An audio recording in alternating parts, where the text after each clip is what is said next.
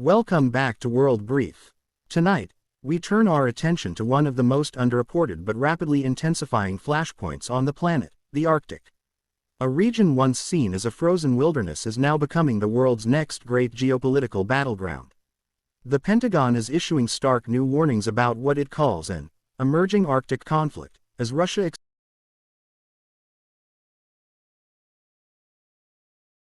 soon define the future of global trade, energy, and power. This isn't just another military alert. U.S. defense officials are calling the Arctic the new frontier of global competition, where melting ice, untapped resources, and new maritime routes are rewriting the rules of global dominance. In their latest classified assessment, parts of which were shared with key allies, Pentagon analysts warn that Russia's rapid militarization of the Arctic could enable Moscow to project power far beyond its borders, threatening not only NATO's northern flank, but also the global balance of maritime control. So, what's happening beneath the ice? Let's break it down. Over the past decade, Russia has been quietly but systematically transforming its Arctic frontier into one of the most heavily militarized zones on Earth. Satellite imagery reveals newly modernized bases, radar installations, missile defense systems, and deepwater ports stretching across more than 3,000 miles of frozen coastline. The Kremlin calls it strategic modernization. The Pentagon calls it preparation for dominance. And the numbers tell the story. Moscow has reopened at least 50 former Soviet-era military sites, constructed new runways capable of hosting fighter jets and bombers, and deployed advanced S-400 air defense systems along key Arctic choke points. Its northern fleet, already the largest of Russia's naval forces, is now equipped with a growing number of nuclear-powered submarines and icebreakers capable of operating year-round in polar conditions. In contrast, the United States has only 2 functional heavy icebreakers, one of which is over 4 decades old. The imbalance is striking, and the implications are enormous. Why does this matter? Because as the Arctic ice melts at record speed, new sea routes are opening up, routes that could shave weeks off global shipping times between Asia, Europe, and North America. The Northern Sea Route, which runs along Russia's northern coast, is poised to become the Suez Canal of the North. Whoever controls it will control not just trade, but influence. And that's exactly what worries Washington. Pentagon officials warn that Moscow's growing presence along these routes is giving Russia the ability to tax, monitor, or restrict commercial traffic through what are supposed to be international waters. A classified intelligence brief, leaked earlier this month, states that Russia could use its Arctic infrastructure to project soft power in peacetime, and hard power in crisis.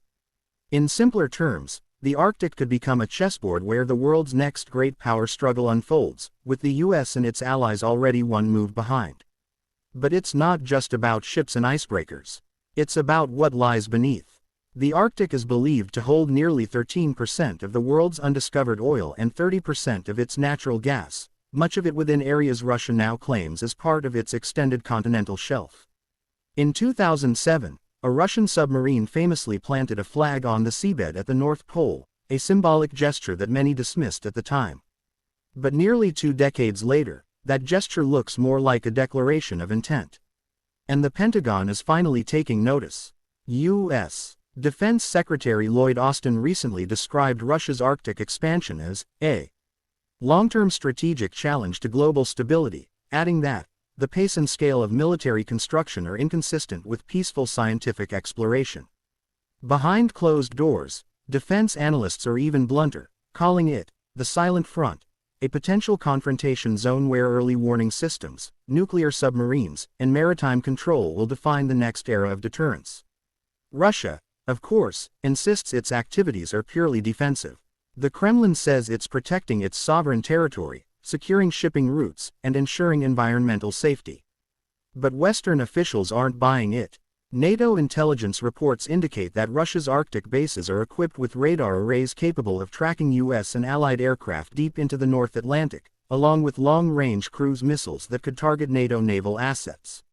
In effect, Russia has created an Arctic A2AD zone, short for Anti-Access Area Denial, a military strategy designed to keep adversaries out of key regions.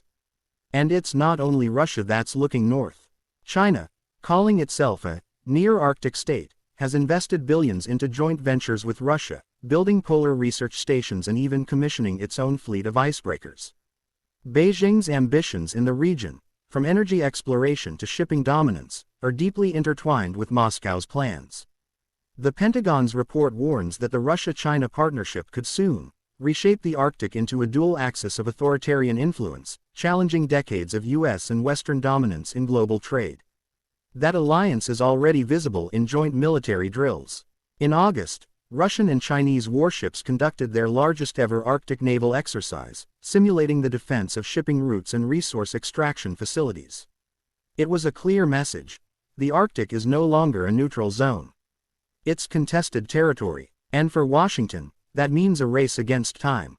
The United States, long focused on the Middle East and Indo-Pacific, is now scrambling to catch up. The Pentagon has unveiled a new Arctic Defense Initiative, aiming to expand America's northern footprint through modernized bases in Alaska, enhanced cooperation with Canada and Norway, and investments in next-generation icebreakers.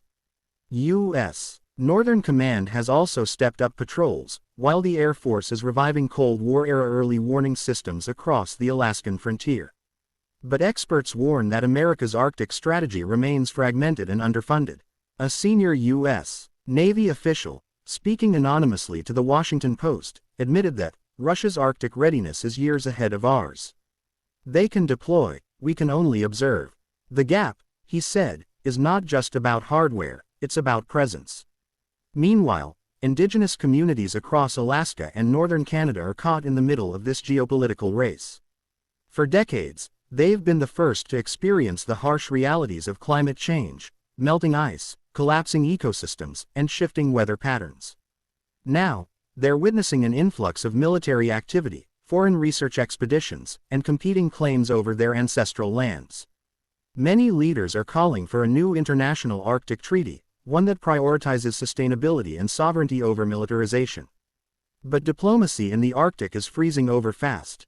The Arctic Council, the main forum for cooperation among Arctic states, has been largely paralyzed since Russia's invasion of Ukraine in 2022.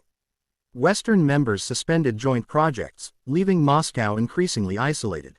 Yet that isolation has only pushed Russia closer to China, turning what was once a scientific partnership into a geopolitical alliance.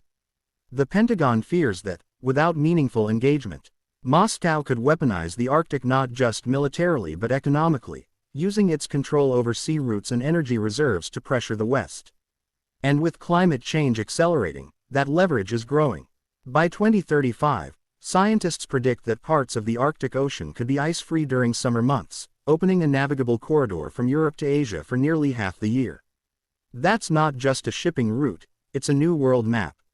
As one senior analyst from the Rand Corporation put it, the Arctic used to be a place where you studied ice. Now it's where you study power. The United States and its allies are now working on contingency plans for every possible scenario, from maritime confrontations to cyberattacks targeting Arctic infrastructure. The U.S. Coast Guard is expanding its Arctic surveillance capabilities, while NATO has established a dedicated Arctic Operations Command in Norway. American submarines are increasing their under-ice patrols, testing new sonar and communication systems to operate in extreme conditions. The message is clear: the U.S. is preparing for a theater of conflict that, until recently, didn't exist. And the stakes could not be higher. In a world already divided by wars in Europe and the Middle East, the opening of a new front in the Arctic could stretch alliances, resources, and diplomacy to their limits. The Pentagon's report warns that a miscalculation in the high north, even a minor incident between naval forces, could spiral into a full-blown confrontation. Environmental groups are also sounding alarms. They warn that militarization threatens one of the planet's last pristine ecosystems. The Arctic is warming nearly 4 times faster than the rest of the world, and increased shipping, oil exploration, and weapons testing could accelerate its collapse. A single oil spill, scientists say, would devastate marine life for generations. Yet for now, strategic competition seems to outweigh environmental caution. Meanwhile, Russia continues to showcase its strength. Just this month, President Vladimir Putin personally oversaw the launch of new Arctic patrol vessels and boasted that Russia will ensure its rightful leadership in the far north. His tone was defiant, framing the Arctic not as a shared global resource, but as an extension of Russia's national identity. In Washington, the tone is equally serious. A Pentagon spokesperson told reporters, quote, "We are not looking for conflict in the Arctic. But we are preparing to defend our interests there." Behind that measured statement lies a growing recognition that the Arctic is no longer a distant frontier, it's the next strategic frontier. And make no mistake, every major power knows it. From Canada and Norway to Denmark and China, nations are positioning themselves for a future where the top of the world is no longer frozen out of global politics. The Arctic is becoming the crossroads of climate, commerce, and confrontation, a place where melting ice exposes not just new waters, but new rivalries. For now, the Pentagon's warning stands as both a prediction and a plea, a call to act before the Arctic becomes yet another theater of global instability. Whether that means renewed diplomacy, investment, or deterrence, one thing is certain: the race for the Arctic has begun, and the world is watching to see who claims the crown of the North. Welcome back to World Brief, where we bring you the stories shaping tomorrow's world, before they reach the headlines. Stay with us for more updates on this unfolding Arctic power struggle, as the Pentagon, Moscow, and Beijing prepare for what could be the coldest conflict of the 21st century, in every sense of the W.